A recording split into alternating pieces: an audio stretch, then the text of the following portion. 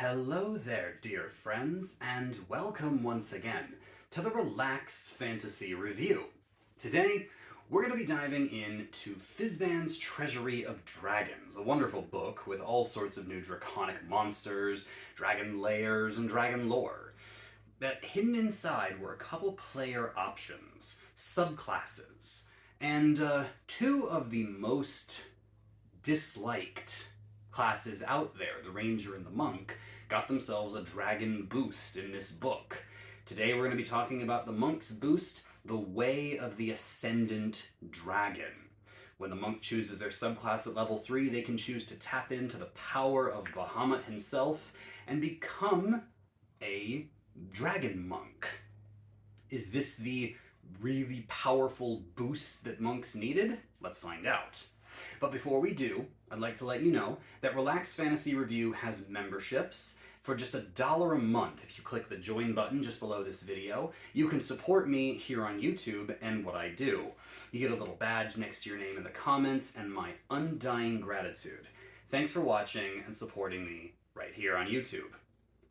So, a Dragon Monk, where do we begin? First, we begin with Draconic Disciple, which is a couple features all mixed into one. You get to learn Draconic if you don't know it already. You get to change your fist attacks to elemental attacks. So when you hit with your unarmed strikes, instead of dealing bludgeoning damage, you can deal one of the primary dragon types of damage. Namely, that would be fire, cold, lightning, acid, or poison. You choose when you hit. This gives a nice little bit of elemental variety, although it doesn't change the damage you do number, it just changes what type it is. And you can, when you fail a persuasion or intimidation check, you can use your reaction to re-roll the check, tapping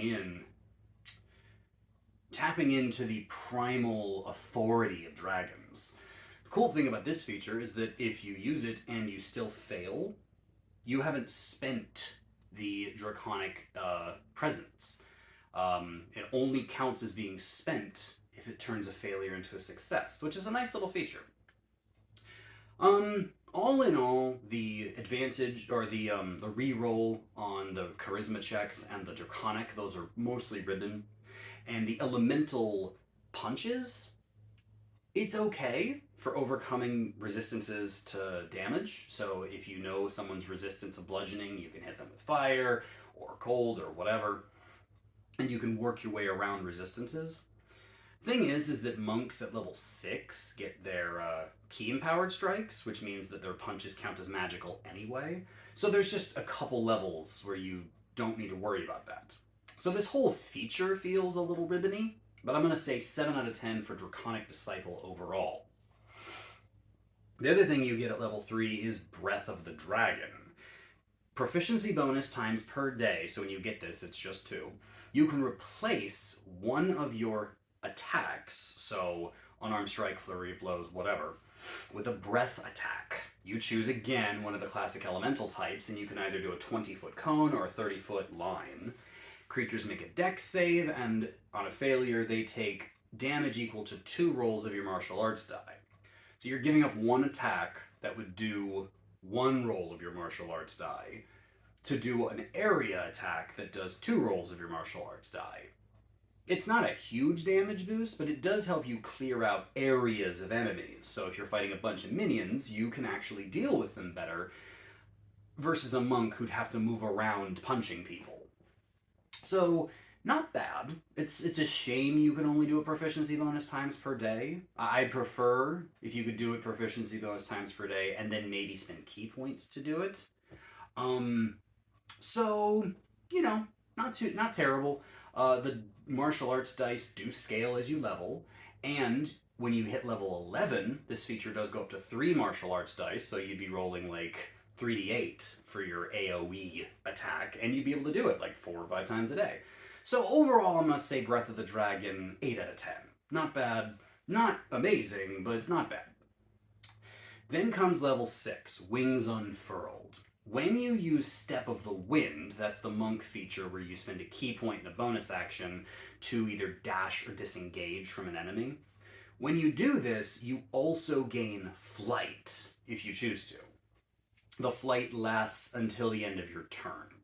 So you have to land somewhere. It's not like for a minute or something like that. So you spend the key point, you spend your bonus action, and then you either dash, so 60 feet, or I guess 70 by this point, because monks have a speed boost, and you fly for that amount of time. Not bad for, getting out of trouble, or I guess getting into trouble. Problem is that Step of the Wind is one of those features that most people don't use unless they have to. And at that point, you're already disengaging or dashing. Like, you've kind of already gotten the effect you need. The only reason that you would need to do this is if you had to jump really high. But again, 3 levels from now, level 9, monks are going to get that feature where they can run up walls. So if you're Step of the Winding and you're dashing, you can already run up a wall. I guess if you want to hit a flying creature that isn't near a wall, maybe this could help. But even then, you have to land still, and I guess you do have slow fall, so you can reduce fall damage. But it just feels like this kind of flight that lasts till the end of the turn, I'm not a fan of it. Like, this really rubs me the wrong way. I'd much rather just have been, I don't know, the end of your next turn would have been fine. I'd prefer it if it was a whole minute of flight. Just, here, I'm going to spend 2 key points and I can fly for a minute. I'd be fine with that. But this, I don't like it. I say 6 out of 10 for this. Not the worst, but certainly not what I wanted to see. Now, level 11 rolls around, and you get the Aspect of the Worm. You can use a bonus action and enter an aura, basically. You get a 10-foot aura around you. When you do this, you can do one of 2 things. You can either gain resistance to one of the classic damage types, as well as give everyone in your aura resistance to it. So, resist fire, resist cold, whatever. The alternative is that you can, during your aura, which lasts a minute, you can cause a creature in the aura to make a wisdom save or be frightened of you. That's okay. Fear effects are fine, and damage resistance is nice. The problem is that it's such a tiny little aura. Like, I know that paladins' auras are only 10 feet as well, but it's like, monks are supposed to be mobile. They're supposed to be moving in and out of combat. They're supposed to hit and run and dash and dodge. Whereas this makes you kind of have to stand still. It keeps you locked near enemies, so you can use your fear effect, or locked near your allies if you're trying to resist damage effectively, and that clusters you up, so that it kind of works against itself. Yeah. Like, I'm not sure. And you can only do this once per long rest, or you have to spend 3 key points to do it again. Like, I might do it once for free to resist some damage if I know I'm going into a fight, but I'm not going to spend 3 key points doing this. Like, again, this is another 6 out of 10 sort of thing. I'm not a fan. Finally, at level 17, you get Ascendant Aspect. This gives you a couple new powers. You gain blind sight out to 10 feet. You'd get an AoE power when you use Aspect of the Worm. So your Aspect of the Worm, instead of just giving you resistance or giving you a fear effect, it actually hurts creatures. Does 3d10 as an AoE, which isn't a lot at level 17. And when you use your Breath of the Dragon power, you can use an extra key point to increase it to a 60-foot cone or a 90-foot line, so a much bigger breath weapon, and it does 4 rolls of your martial arts die, so that's 4d10 now at this level, which is actually not too bad. I mean, it's enough. If you mix your Aspect of the Worm and your Breath of the Dragon into one turn, you can take out a good crowd of enemies with this. Level 17 is a little late to be getting powers like this. Like, I'd have preferred this at level 11. The Blind Sight honestly feels like a ribbon feature at level 17. A lot of creatures can get this back at level 1 with a fighting style. So it takes the features you had and makes them a little better. Again, it just feels late. Like, I'm gonna give it 7 out of 10, but that's just because it does legitimately make your other features better. It gives you a reason to use Aspect of the Worm. But I don't know, man. This monk just ain't doing it for me.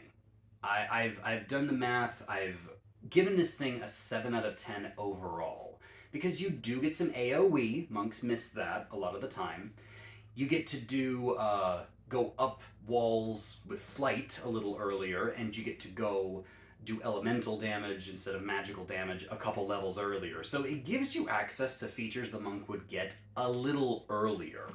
So if you're not going into a late game where you're not going to get that run up wall feature and you're only going to get to level 6 or 7, but you want to go up walls with your monk, maybe this will work for you. But yeah, I don't know. It just wasn't quite what I was hoping for from the Dragon Monk. That sounds awesome. But yeah, 7 out of 10 for the Ascendant Dragon. Little bit of a letdown, I'm afraid. This has been the Relaxed Fantasy Review. If you enjoyed the video, please like and subscribe down below. Have a look for the join button down there. And keep your eyes peeled for more subclass reviews coming down the line soon. Have a good one, my friends.